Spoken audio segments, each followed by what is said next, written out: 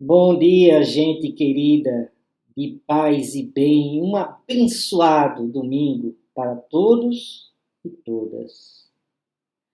Para quem ainda não me conhece, eu sou o reverendo Eduardo Henrique, sou presbítero da Igreja Episcopal Anglicana do Brasil. Estou aqui na Diocese Sul-Ocidental, na cidade de Santa Maria, no Rio Grande do Sul. Domingo é dia da gente se reunir, né? A gente fazer esse círculo, essa roda de conversa em torno do Evangelho do dia. Mais uma vez estamos aqui para sermos provocados e provocadas pelo Evangelho. O Evangelho é provocador. O Evangelho nos tira, não é, dessa situação em que a gente se encontra diante desse contexto de impérios, de podres poderes, né? Nessa situação corrompida e podre dos sistemas que oprimem o povo. Sim. E hoje vamos particularmente, né, conduzidos pelo Evangelho de Lucas, o Evangelho dos pobres, o Evangelho de Lucas, pensar essa contextualização, a contextualização histórica de Jesus e do precursor, do profeta João Batista, que anuncia o verdadeiro Messias. Então, vamos ao Evangelho, né, de hoje, que o lecionário nos convida, né, nos chama para meditar, tá bom? O Evangelho é o Evangelho de Lucas, capítulo 3, do versículo 1 ao 6. Vamos ler e depois a gente retoma, né, para meditar, conversar, refletir, contextualizar, trazer, né, uma ponte para os dias de hoje, questionar a nossa realidade, o nosso cotidiano. E a gente vê que, como é pertinente para esse tempo de advento, sim, estamos na quadra, né, no período de advento. Advento, em linhas gerais, é o período de preparação para o Natal. E que preparação é essa? É fazer a árvore de Natal, botar as luzes na frente?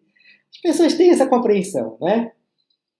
Mas principalmente, é a gente se preparar espiritualmente nessa dimensão do esperançar. Advento é tempo de esperançar. É expectativa ativa, né? Não passiva de ficar esperando que as coisas venham, que Deus mande. Não, a gente precisa fazer por onde o reino de Deus se faça na terra. Se faça a partir de nós, a partir de como comunidade, juntos. Porque sozinho, isolado, ninguém é capaz. A gente precisa se fortalecer. E é isso que o Advento, né, nos chama. Porque Jesus vem na história, e a gente vai ver o contexto aqui, mas ele se encarna nessa história para se abrir à eternidade do sempre, do agora.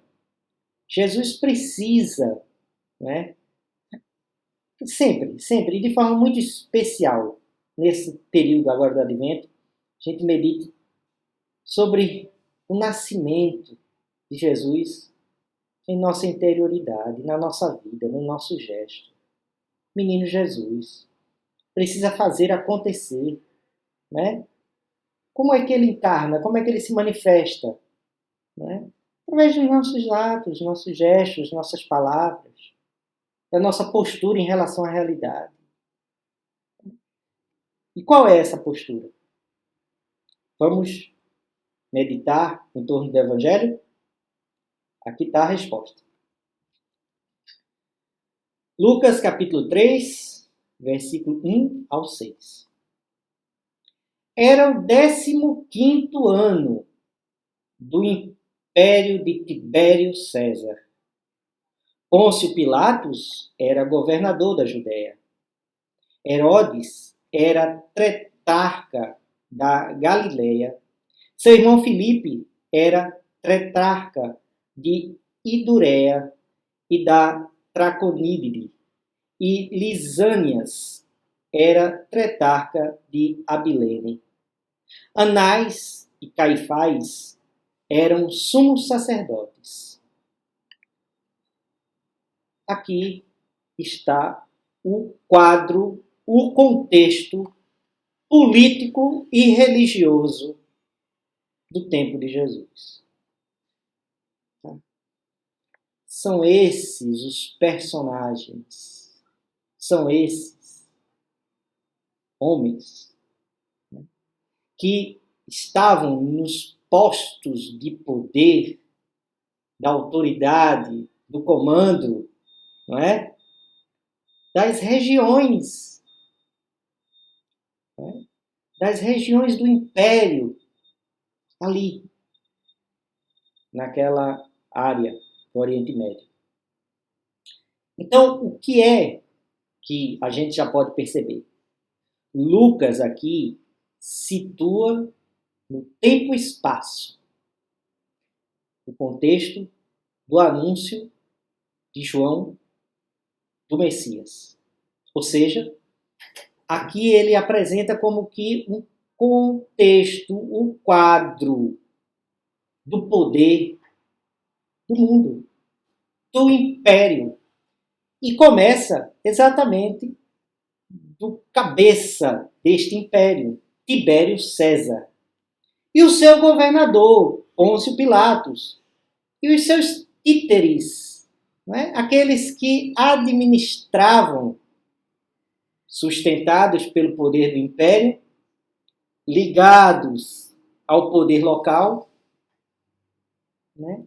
As diversas regiões dessa parcela do império. Tá? Então, o que é aqui? Tibério César era quem mandava. Ele era o imperador. Imperator, né? Imperador, ou seja, poder absoluto de vida e de morte. E ele usava o seu poder militar, poder das armas, e a partir das armas estabelecia nessa região, assim como nas regiões, né, das outras regiões do Império, a sua pax romana, ou paz armada, né, silenciando quem falasse ou quem levantasse a voz, sim, né, subvertesse a essa ordem estabelecida. E para isso ele contava com o seu administrador político, o governador Pôncio Pilatos, que cuidava daquela região e representava o imperador ali. Mas Pilatos precisava, não é, para governar pela força, como representante do império, da liderança local, da elite, não é, local, elite econômica e política, sustentada por quem? Pelos sumos sacerdotes, pelo poder religioso. Aliança poder religioso, poder político, junto com o poder econômico, mantinha a paz armada através da fome, da miséria, da exploração. Quando se pergunta a Jesus sobre os impostos, né, e questiona-se Jesus por que, né, ele andava com cobradores de impostos, exatamente pelo ódio que o povo tinha em relação a esses, né, a esses agentes do Estado romano, vamos dizer assim, é uma coisa anacrônica a gente falar assim, Estado romano. Mas em nome do governo de César, né, para espoliar, né, para massacrar, para explorar, né, para levar à miséria o povo, cobrando taxas, impostos. E quem se levantasse a voz era torturado, preso, morto. Esse é o contexto. Por isso, aqui, Lucas contextualiza o tempo e espaço, a ação do profeta João. E aí vamos ver como é que ele apresenta João, tá bom? Nesse contexto, a palavra do Senhor foi dirigida a João, filho de Zacarias, no deserto. João andou por toda a região do Jordão, pregando um batismo de arrependimento para o perdão dos pecados. Tal como está escrito no livro das palavras do profeta Isaías. Voz que grita no deserto: preparem o caminho do Senhor, endireitem suas estradas. Todo vale será aterrado, toda montanha ou colina será rebaixada. Os caminhos tortuosos serão endireitados e as estradas esburacadas serão niveladas. E todos verão a salvação do Senhor. Batismo de arrependimento. Jesus, João Batista, como que prepara os caminhos do Senhor. Plaina, né? Ali é uma questão da construção da estrada, né? Nivela o caminho, endireita o caminho. Faz por onde, como que um precursor, né? Aquele que previamente caminha ou trabalha para que o caminho daquele que virá seja, frutífero. E é aquele que cria as condições para que a palavra seja acolhida e recebida, né? Que o caminhante, o verbo encarnado, venha e caminhe por essas estradas e receba a batismo de salvação e não de arrependimento. Aqui é nesse contexto que Lucas fala. E veja, as palavras são de arrependimento. A gente só se arrepende de algo que a gente fez de errado. Né? A gente não se arrepende de uma coisa bacana, de uma coisa legal. A gente se arrepende de coisas que a gente fez errado. O que é que estava sendo feito de errado nesse contexto previamente apresentado? Político, econômico, religioso. Nesses poderes podres. Porque ele não está aí apenas como um adereço, uma moldura. É esse contexto que faz com que João, filho de Zacarias, coloque exatamente isso. O arrependimento. É preciso se arrepender previamente dessa situação em que o povo está sofrendo, que o povo está sendo oprimido, que o povo está sendo morto, torturado. Esse contexto é que precisa de arrependimento. E o que é que acontece a esses poderes quando escutam a voz que clama no deserto? Que deserto é esse? É o deserto do desencanto, do desamparo. É o deserto onde nada floresce, nada acontece. É o terreno árido. É o espaço da morte.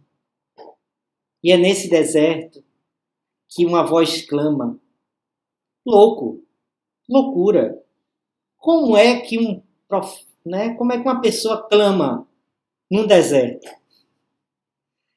Vai tentar converter pedras? Sim, ele clama porque, na verdade, aqui a gente pode compreender essa imagem como a imagem do profeta. Do profeta no sentido verdadeiro, né, bíblico do Antigo Testamento.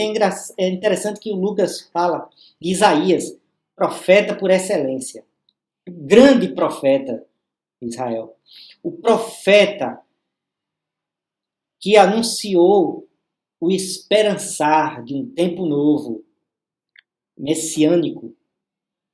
E esse esperançar, esse tempo messiânico, tem João Batista como precursor, porque ele é como que o profeta que recoloca de novo essas palavras dentro desse contexto da morte, do desencanto, da desolação, do desespero, da desesperança, do cansaço, né? Da sede de vida. Esse é o nosso contexto hoje. Esse é o contexto em que estamos vivendo, que sentimos de formas diferentes quando nós temos consciência, quando nós percebemos para além, não é, de um país paralelo, a gente percebe a realidade das coisas. Quando minimamente a gente percebe a realidade das coisas, o contexto do Evangelho é o nosso contexto. O advento é o advento do agora, do sempre. Do convite a você, sim, eu, todos, nos arrependermos. Mas não dessas visões moralistas que às vezes, né, quase sempre a igreja coloca. Mas dos pactos que estabelecemos, né, com os poderes podres. E particularmente diante desses poderes, diante desses falsos messias, diante desses anticristos, diante destes sumos sacerdotes do capital, do mercado religioso, diante, não é, dessas estruturas paramilitares e militares que usam a força das armas, força da violência, para reprimir a voz do povo que clama no deserto. E que a gente precisa de conversão. Para que a gente possa, um choque com a realidade, no sentido da percepção de que essa realidade e esse contexto em que estamos, a gente possa se fortalecer para, renascido desse batismo, do arrependimento, a gente possa acolher a salvação. A salvação que é Emmanuel, Deus conosco, volta a dizer, Deus conosco, Deus em nós, Deus no meio de nós, que nos sustenta, nos dá força, nos protege, sim, quando a gente colabora com o reino dele, quando a gente pactua com esse projeto. Um Deus que está acima da gente é um Deus idolátrico, é um ídolo, um pé de barro. A gente precisa, acima de tudo, se fortalecer. E é essa a mensagem, né, desse tempo do advento do esperançar e desse convite. Preparar o caminho, ajeitar, endireitar nossos gestos, nossos atos. A ser por onde, no miudinho da nossa vida, a gente possa fazer diferença. A gente possa agir aqui e ali, junto, colaborando, se juntando, criando força. Vamos junto. Eu estou sozinho. Vem para cá. Vamos fazer conjuntamente. Né? Mesmo nesse contexto de pandemia, mesmo nessa dimensão toda, a gente pode fazer diferente. A gente pode, né, colaborar com o projeto. E é isso, meu irmão e minha irmã, que sejamos, né, João Batista, hoje, nos preparemos para os outros o caminho do Senhor. Desse Emmanuel, Deus conosco. Que a gente possa se fortalecer diante do deserto da vida, da aridez do cotidiano, diante da sede de justiça, diante da fome de pão, trabalho, comida. A gente precisa, né, se fortalecer para, não só fisicamente, mas também emocionalmente, psicologicamente e espiritualmente. E volto a dizer mais uma vez, meu irmão e minha irmã, já disse aqui outras vezes, se você estiver, em sofrimento psicológico, se você estiver, sofrendo por doenças mentais e emocionais, procure ajuda. Há assistência gratuita. Procure. Há uma rede de pessoas que podem ajudar. Procure. Converse com outro, converse com uma pessoa que possa ajudar você. Se trate, se cuide. É preciso cuidar para que a gente possa cuidar do outro. Tá bom assim? Vamos junto? Vamos junto. E vou deixar aqui o convite para mais tarde, 21 horas, uma oração, que é outra forma também da gente se fortalecer, né? A gente ora porque a gente toma aquela força, aquele ânimo para que a gente avance cada dia um pouquinho mais, tá? Como ser humano, como gente, colaborando assim com o reino coletivo, tá bom? E recebam aqui a bênção de Deus. Sejam todos e todas, seja você cristão ou não cristão, seja você creia ou não, mas seja uma pessoa aberta, né? Uma pessoa que acolhe a palavra, a meditação. Interessante isso que está aqui no Evangelho. Bacana isso. Acho que isso traz uma mensagem legal para a minha vida. Né? Tá bom? Deixar aqui a bênção de Deus. Sintam-se todos e todas desde já abençoados. Que a força de Deus nos guie, o poder de Deus nos preserve, a sabedoria de Deus nos ilumine, a mão de Deus nos ampare, o caminho de Deus nos oriente, o escudo de Deus nos defenda, e a bênção de Deus onipotente, Pai, Filho e Espírito Santo, nos acompanhe hoje e para sempre. Amém. Sintam-se todos e todas abraçados e abraçadas. Tá? Grande abraço para todo mundo. Paz e bem, galerinha de Paz e Bem. Até o próximo domingo. Tchau.